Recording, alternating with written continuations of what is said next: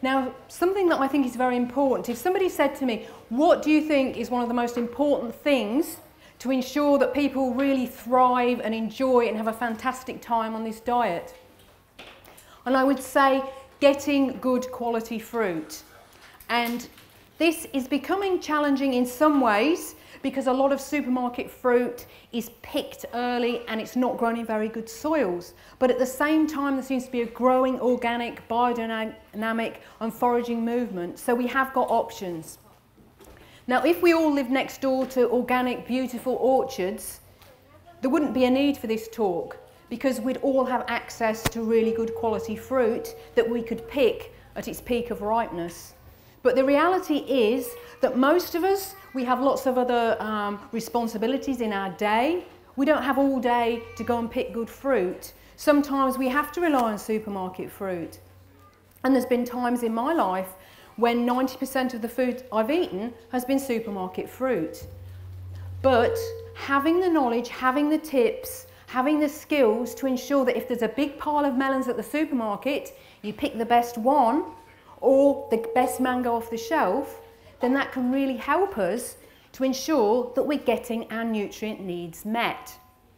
Now on this diet we hear a lot about macronutrient needs, 80-10-10, that we need a certain amount of protein, carbohydrate and fat, and they're your macronutrients. Now if we're eating enough for our needs, it's pretty easy to get our macronutrient needs met.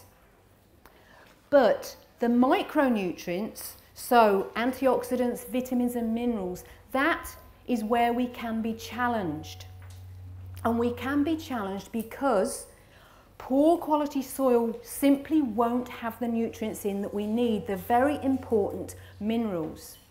Many crops today are grown on soil that has artificial fertiliser, which smells disgusting, compared to beautiful compost, which smells nice. So just even the smell of it, the toxic, overpowering, acrid smell of that fertiliser, if you ever go in the countryside when they're putting it on the fields, how can that be good for the soil? And it does make the plants grow, and the plants will fruit. But they're almost like fruit on steroids. They're very big, they're very showy, but they haven't got much substance. The minerals, the things that we can't see, simply aren't there. So this talk is just about little tips that I've picked up in the past 27 years that will help you to ensure that the fruit you do get is the best possible in the circumstances. So, one huge thing with commercially grown fruit, I'll go back, with commercially grown fruit is that it is picked unripe most of the time because it has to ripen on the way to the store. Now the thing is, when we pick fruit all at one time, as it has to be done commercially, a farmer can't go out every day and pick the ripe cherries off his tree. He has to decide, well, I'm going to harvest them all on this day. So what happens, it's a bit like Goldilocks and the Three Bears. So some fruit is perfectly ripe, some is underripe, some is overripe, but there's only just some that's just ripe.